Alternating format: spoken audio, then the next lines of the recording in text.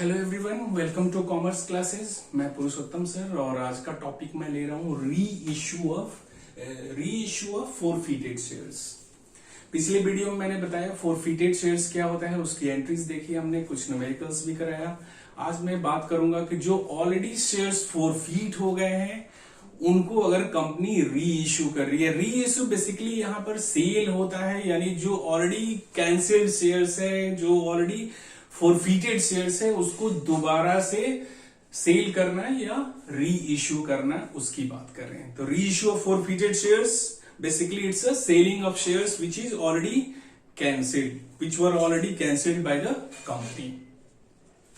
और इसके बारे में आप क्या देख सकते हो, तो री इशू जो होता है वो पार पर भी हो सकता है, प्रीमियम पर भी हो सकता है और इवन डिस्काउंट भी दिया जा सकता है। लेकिन डिस्काउंट के नॉर्मली देखो कंपनीज एक्ट 2013 में issue of shares at discount नहीं है, लेकिन जब री इशू होता है तो री इशू में डिस्काउंट दिया जा सकता है। लेकिन डिस्काउंट का कंडीशन है, क्या कंडीशन है तो देख लो, discount allowed on reissue of forfeited shares should not exceed the amount forfeited on reissue of shares. ध्यान रखो, मैंने क्या बताया था कि जब शेयर्स फोरफीट होते हैं तो उनके ऊपर जो भी अमाउंट ऑलरेडी कंपनी ने रिसीव कर लिया है उसको फोरफीट कर लेती है, अपने पास रख लेती है, सीज कर लेती है, उसको रिफंड करने की जरूरत नहीं है। अब जब उन्हीं शेयर्स को, जिन शेयर्स फोरफीटेड शेयर्स को कंपनी जब री इशू कर रही है तो री इशू करते समय मैक्सिमम कितना डिस्काउंट दे सकती है कंपनी, तो जितना ऑलरेडी फोरफीटेड अमाउंट कंपनी के पास है। तो फोरफीचर के समय जो हम क्या करते थे, फोरफीटेड शेयर्स क्रेडिट करते थे, तो वो जो अमाउंट है मैक्सिमम उस अमाउंट तक डिस्काउंट दिया जा सकता है। इसमें एक चीज और ध्यान देने वाली बात है कि प्रोरेटा बेसिस पर भी कई शेयर्स इशू होते हैं, फोरफीट होते हैं, री इशू होते हैं। तो जरूरी नहीं है कि जितने शेयर्स फोरफीट हुए सारे के सारे शेयर्स री इशू हो जाए। तो री इशू करते समय ध्यान रखना है कि फोरफीटेड अमाउंट वही लेना है जो उन री इशू से रिलेटेड होगा। अब उससे रिलेटेड मैं क्वेश्चन कराऊंगा तो क्लियर होगा। सबसे पहले तो एंट्रीज देखो जी। अब क्या करोगे, दोबारा से शेयर्स री इशू हो रहा है, यानी जो ऑलरेडी फोरफीटेड कैंसिल्ड शेयर्स है उसको री इशू किया जा रहा है। तो जब भी शेयर्स री इशू होगा तो क्या होगा, bank account debited to share capital. Shares को री इशू करने से पैसा आएगा तो बैंक अकाउंट डेबिट हो जाएगा और शेयर कैपिटल अकाउंट क्रेडिट करोगे। इसका इफेक्ट क्या हो गया जी, तो आपका शेयर कैपिटल इंक्रीज होगा। अब यहां शेयर कैपिटल में हमें कॉल्ड अप वैल्यू या पेड अप वैल्यू लेना है। क्वेश्चन में कई बार आपको कॉल्ड अप वैल्यू भी गिवन होगा या कई बार पेड अप वैल्यू भी गिवन होगा। तो जो भी गिवन हो उसके अकॉर्डिंग आपने यहां शेयर कैपिटल में कॉल्ड अप वैल्यू या पेड अप वैल्यू ले लोगे। अगर इस कॉल्ड अप वैल्यू या पेड अप वैल्यू से एक्सेस प्राइस के ऊपर अगर आपका ये शेयर्स री इशू हो रहा तो ऑब्वियसली वो प्रीमियम का अमाउंट होगा, और प्रीमियम का अमाउंट जब भी होगा तो उसके लिए क्या करना है, आपको सिक्योरिटीज प्रीमियम रिजर्व अकाउंट आपको क्रेडिट कर देना है। ठीक है, तो यहां तक तो क्लियर है कि शेयर कैपिटल में हमने कॉल्ड अप वैल्यू ले ली, उससे एक्सेस जो भी प्राइस रिसीव हुआ है उसको हमने सिक्योरिटीज प्रीमियम रिजर्व अकाउंट में क्रेडिट कर दिया। अब एक न्यू चीज देखो, अब जो शेयर्स, मैंने क्या बताया कि जो शेयर्स री इशू हो रहे हैं उनका ये फोरफीटेड अमाउंट, जो शेयर्स री इशू हो रहा है उसका फोरफीटेड अमाउंट आपने यहां पर डेबिट करना है। कौन सा अमाउंट, जिन शेयर्स को, ध्यान से सुनो, कि जिन शेयर्स को हम री इशू कर रहे हैं उन शेयर्स का जो भी फोरफीटेड अमाउंट है, यानी जिस समय फोरफीचर हो रहा था, फोरफीचर के समय जो हमने फोरफीटेड शेयर्स अकाउंट में जो भी अमाउंट हमने क्रेडिट किया था उसको यहां पर हमने दोबारा से डेबिट कर लेना है। और जो बैलेंसिंग फिगर होगा इसको क्या करना है, फोरफीटेड शेयर्स है, और ये हमेशा ही प्रोपोर्शनेट बेसिस पर होगा। प्रोपोर्शनेट बेसिस पर लेना है। प्रोपोर्शनेट बेसिस का मतलब क्या हो गया कि सपोज करो 1000 शेयर्स फोरफीट हुए थे और 1000 फोरफीट हुए थे, उस पर 1000 शेयर्स जब फोरफीट हुआ था तो उस पर टोटल अमाउंट हमारा 5000 था। 1000 शेयर्स फोरफीट हुआ, उसके ऊपर टोटल फॉरफिटेड अमाउंट हमारा था 5000। लेकिन जब री इश्यू कर रहे हैं तो इसमें से 200 शेयर्स ही अगर री इश्यू हो रहा है तो ये प्रोपोर्शनेट बेसिस पर ही हमने लेना है, यानी जो शेयर्स री इश्यू हो रहा है केवल उन्हीं शेयर्स का फॉरफिटेड अमाउंट यहां पर हमें लेना है। ध्यान रखना, पूरा का पूरा नहीं ले लेना। अगर जितने शेयर्स री फॉरफिट हो रहे हैं, सारे के सारे शेयर्स री इश्यू हो रहे हैं, तब तो पूरा अमाउंट यहां ले लोगे। लेकिन कई बार क्या होता है कि ज्यादा शेयर्स फॉरफिट होते हैं और उनमें से कुछ शेयर्स को ही री इश्यू किया जाता है। तो जिन शेयर्स को री इश्यू किया जा रहा है केवल उन्हीं शेयर्स का फॉरफिटेड अमाउंट यहां पर लेना है, ध्यान रखना है। तो always forfeited shares account debited always on proportionate basis, यानी जिन शेयर्स को री इश्यू कर रहे हैं उनका फॉरफिटेड अमाउंट हमें लेना है। और फाइनली जो बैलेंसिंग फिगर होगा, ये जो बैलेंसिंग फिगर होगा उसको कैपिटल रिजर्व अकाउंट में आपने डेबिट कर देना है, क्रेडिट कर देना है। तो बैलेंसिंग फिगर भी ये इसी का अमाउंट होता है, बट अलग से एंट्री करने की जरूरत नहीं है। आपके बुक में अलग अलग करके दिखाया हुआ है, आपके पार पर अलग, प्रीमियम पर अलग, प्रोरेटा के बेसिस पर है तो उसके लिए अलग से एंट्री की हुई है। लेकिन री इश्यू के सारे क्वेश्चंस केवल ये एक एंट्री के बेसिस पर हो जाएगा, आपको अलग अलग करने की जरूरत नहीं है। कैसे होगा, एक इलस्ट्रेशन लेके मैं दिखाता हूं। इलस्ट्रेशन 51 है, टीएस ग्रेवाल में देख सकते हो। इसको कैसे करना है देख लो।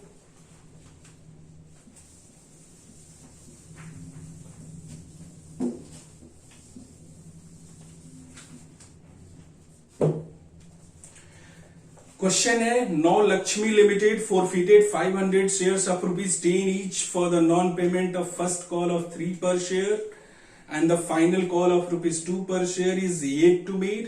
All the forfeited shares were reissued past the necessary general entries in the following cases. अब अलग अलग केसेज हमें दिया हुआ है।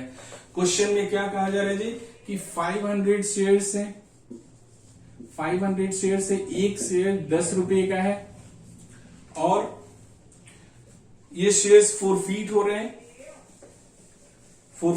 For the non payment of first call of 3 पर शेयर। फर्स्ट कॉल 3 पर शेयर का था और फाइनल कॉल अभी हुआ नहीं, यानी ध्यान दो 10 रुपए में हमारा फर्स्ट कॉल 3 रुपीज का है और फाइनल कॉल 2 रुपीज का है। तो फर्स्ट कॉल अब हमने कर लिया है, फाइनल कॉल अभी नहीं हुआ है। इससे पहले एप्लीकेशन या अलॉटमेंट का अमाउंट होगा तो ऑब्वियसली वो रिसीव हो गया होगा। तो एप्लीकेशन अलॉटमेंट कितना, 10 रुपए का, 3 + 2 यानी 5 रुपीज का ये आपका एप्लीकेशन अलॉटमेंट का अमाउंट रहा होगा। अब क्वेश्चन में कहा जा रहा है कि शेयर्स फॉरफिट हो रहे हैं। क्यों फॉरफिट हो रहे हैं जी, तो due to non payment of first call, यानी ये फर्स्ट कॉल का पेमेंट नहीं हुआ, ड्यू टू दैट आपके शेयर इसके शेयर्स फॉरफिट हो रहे हैं। तो फॉरफीचर की एंट्री कर लेते हैं पहले। तो फॉरफीचर की एंट्री कर लो। फॉरफीचर ऑफ शेयर्स इसकी एंट्री कर लो पहले। एंट्री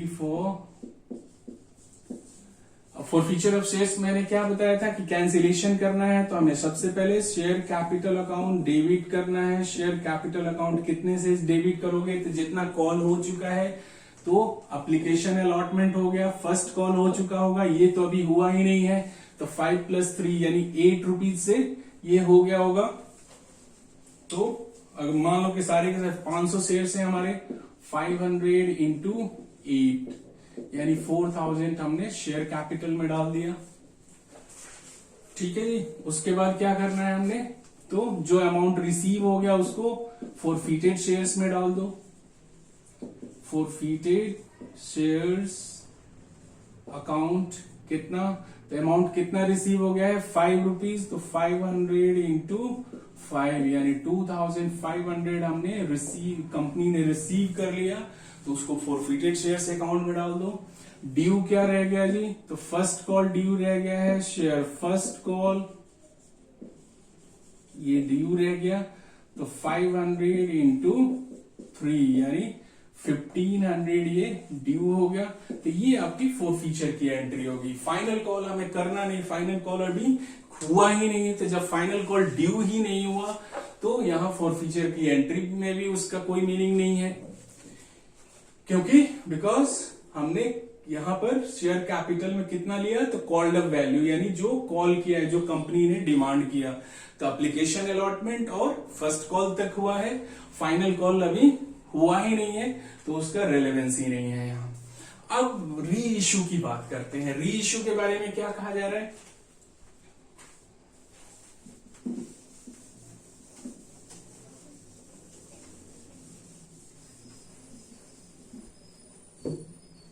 अब री इश्यू में अलग अलग केसेस हमें दिया हुआ है। केस वन में क्या कहा जा रहा है कि द शेयर्स आर री इश्यूड एज फॉर 5 पर शेयर। शेयर्स इश्यू हो रहा है और कितना पेमेंट कैसे इश्यू हो रहा है, तो 5 पर शेयर इश्यू हो रहा है, यानी शेयर को इश्यू करने पर कितना पैसा हमें मिल रहा है जी, तो 5 रुपीज के हिसाब से मिल रहा है। अब री इश्यू भी कितना, प्रोपोर्शनेट हमें नहीं दिया हुआ है, कुछ नहीं गिवन है, तो हम मान के चलेंगे कि पूरा का पूरा सारा का सारा शेयर्स, सारे के सारे शेयर्स री इश्यू हो रहे हैं। तो बैंक अकाउंट में कितना चला जाएगा, 500 इंटू 5, यानी 5 रुपीज पर शेयर के हिसाब से यहां ये इश्यू हो गया 2500। और क्या करना है, to share capital, to share capital, share capital में कितना अमाउंट जाएगा जी, तो 500, और कॉल्ड अप अमाउंट कितना है,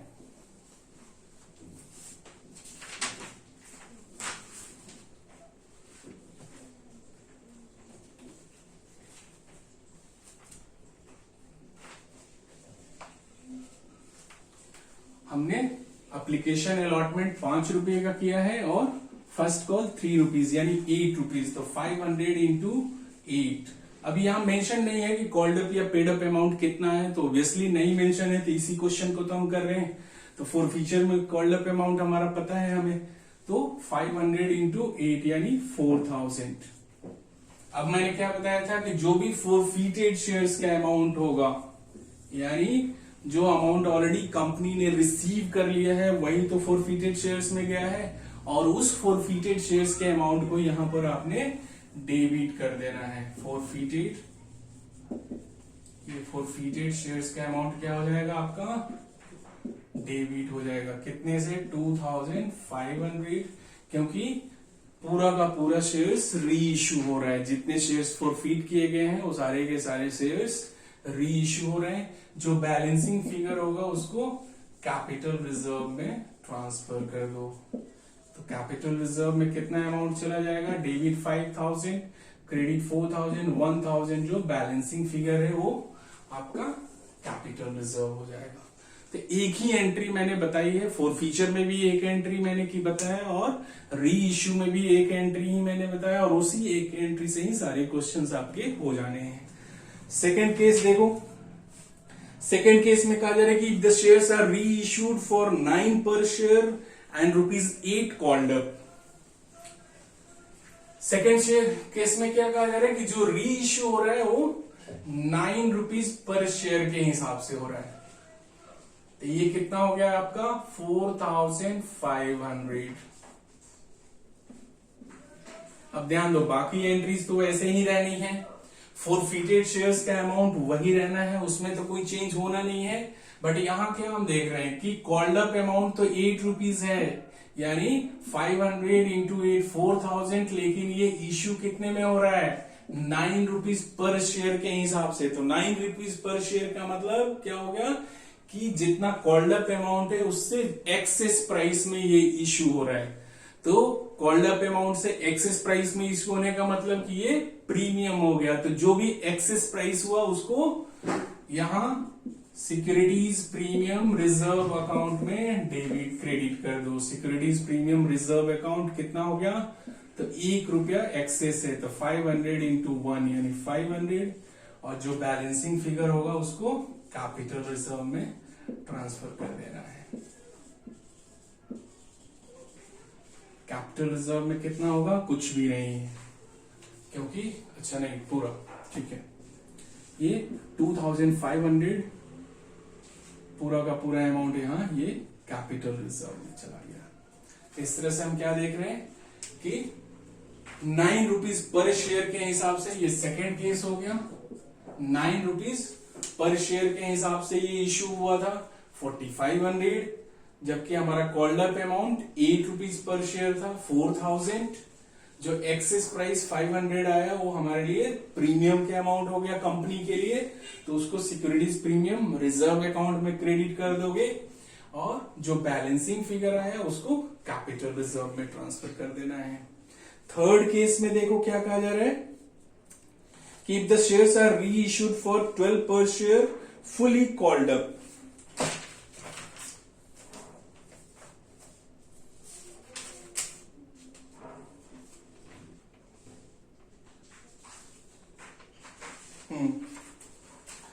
थर्ड केस कहा जा रहा है कि री issue share eight 8 per share, shares are री issued for 8 per share fully paid up. यानी फुली पेड अप कहने 8 पर शेयर में इश्यू होने का मतलब क्या हो गया कि पैसा कितना हो गया, ये थर्ड केस की बात कर रहा हूं, 8 पर शेयर में इश्यू हुआ है। थर्ड केस कहा जा रहा है कि री issued at 8 per share and fully paid up. तो फुली पेड अप कहने का मतलब क्या हो गया कि जितने का शेयर था पूरा का पूरा अमाउंट पेड अप हो गया। तो देखो जी, पूरा अमाउंट कहने का मीनिंग क्या है कि हमारा शेयर कितने का था, 10 रुपए का।